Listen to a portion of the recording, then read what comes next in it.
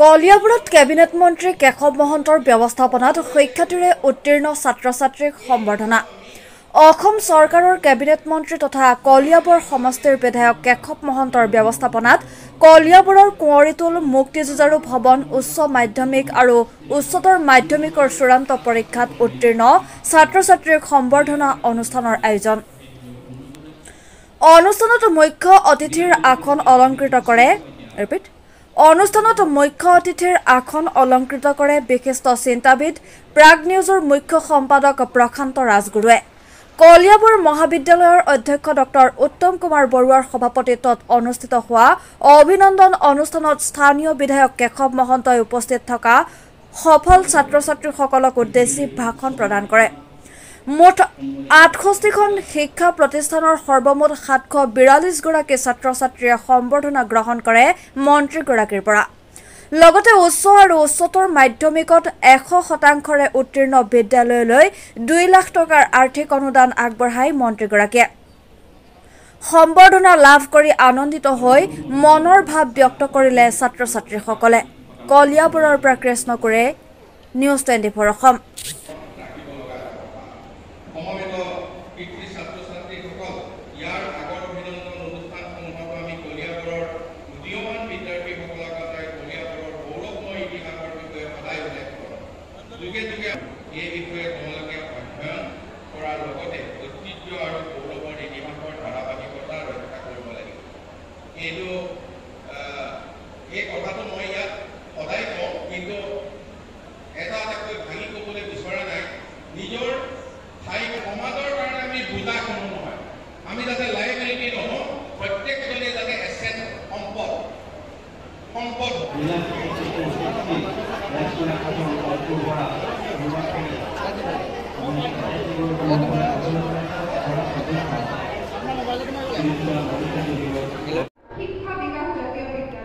আপোনালোক সকলোৱে জানে যে 2006 চনৰ পৰা এই 19 বছৰ ধৰি মাজত কোভিডে এবছৰ অকণমান আমাক অসুবিধাত পেলাইছিলে, ৰিজাল্টৰো অসুবিধা আছিল। সেইবাৰ আমাৰ কলিয়াবৰৰ কীৰ্তিমান ছাত্ৰ-ছাত্ৰীসকলক আমি সদায় এটা একত্ৰিত কৰি সকলোকে মুখামুখি কৰি এজন বিশিষ্ট ব্যক্তিৰ দিগদৰ্শনৰ ভাষণেৰে তেওঁলোকক উদ্বুদ্ধ কৰাৰ লগতে তেখেতসকলক যৎকিঞ্চিত আমি অভিনন্দন জনাই উৎসাহিত কৰিবলৈ চেষ্টা কৰি আহিছোঁ।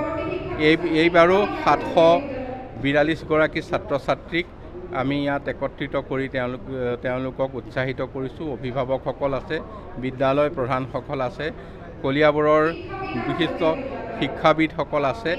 আমি আশা কৰিছোঁ তেওঁলোকৰ উজ্জ্বল ভৱিষ্যত আৰু ভৱিষ্যতৰ দিনত তেওঁ যাতে কলিয়াবৰৰ একোগৰাকী সম্পদ হিচাপে সমাজত অৰিহণা যোগাব পাৰে, তেওঁলোকৰ প্ৰতি আমি সেইটো আশা ৰাখিছোঁ।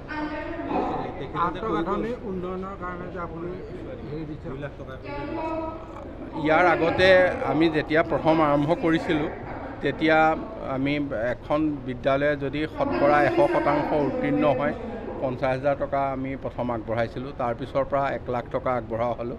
এতিয়া আমি আকৌ পুনৰ প্ৰতিখন বিদ্যালয়ক 2 লাখ টকাকৈ আগবঢ়াইছোঁ, যাতে তেখেতসকলৰ মানে বিশেষকৈ একাডেমিক কথাত বিদ্যায়তনিক দিশত কামত অহা যি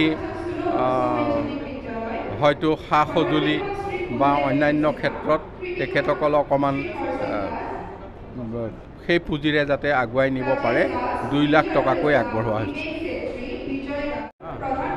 কলিয়াবৰ অঞ্চলৰ কৃতি ছাত্ৰ-ছাত্ৰীসকলক সম্বৰ্ধনা জনাবৰ বাবে প্ৰতি বছৰেই 2006 চনৰ পৰাই এইটো চলি আছে, যোৱা 19 বছৰ ধৰি চলি আছে। আৰু আটাইতকৈ গুৰুত্বপূৰ্ণ বিষয়টো হৈছে যে এই কীৰ্তিমান ছাত্ৰ-ছাত্ৰীসকলক সম্বৰ্ধনা জনোৱাৰ যিটো অনুষ্ঠান আছিল সেইটো আগতে কলিয়াবৰ কলেজৰ প্ৰেক্ষাগৃহত হৈছিল। আৰু এইবাৰ এই অনুষ্ঠানটোৰ ঠাইৰ অভাৱৰ বাবে মানে প্ৰেক্ষাগৃহটো সৰু হয়, সেইটো কাৰণে ডাঙৰ অঞ্চললৈ নিব লগা হ'ল। অৰ্থাৎ কলিয়াবৰ অঞ্চলত মেধাৱী ছাত্ৰ-ছাত্ৰীৰ সংখ্যা বাঢ়িছে। এইবাৰ 750জন ছাত্ৰ-ছাত্ৰীক সম্বৰ্ধনা জনোৱা হৈছে। প্ৰতিখন যিবিলাক স্কুলৰ ফলাফল 100% তেওঁলোকক 2 লাখ টকাকৈ অনুদান দিয়া হৈছে। এইটো এটা গুৰুত্বপূৰ্ণ খবৰ আৰু মই ভাবোঁ যে ৰাজ্যৰ প্ৰতিটো অঞ্চলৰ নেতৃত্বই ইয়াক উদাহৰণ হিচাপে লোৱা উচিত। কলিয়াবৰ অঞ্চলৰ বিশেষত্বটো হৈছে যে ইয়াত বিভিন্ন জাতিগোষ্ঠীৰ লোক আছে। ইয়াৰ ভিতৰত জনজাতীয় কাৰ্বিসকল আৰু ওচৰৰ চাহ বাগিচাৰ ছাত্ৰ ছাত্ৰীসকলেও এই অনুষ্ঠানত ব্যাপক হাৰত অংশগ্ৰহণ কৰিছে, যিটো অসমৰ বাবে অত্যন্ত শুভ লক্ষণ যে চাহ বাগিচাৰ ছাত্ৰ ছাত্ৰীসকলে কেৱল পঢ়িবলৈ অহাই নহয়, মেধাৱী ছাত্ৰ ছাত্ৰী হিচাপে পৰিচয় দিছে। এইটো কলিয়াবৰ আৰু সমগ্ৰ অসমৰ বাবে অত্যন্ত সুখবৰ। মই কলিয়াবৰৰ প্ৰতিজন কৃতিমান ছাত্ৰ ছাত্ৰী অভিভাৱক সকলোলৈকে আন্তৰিক অভিনন্দন জ্ঞাপন কৰিলোঁ। ধন্যবাদ।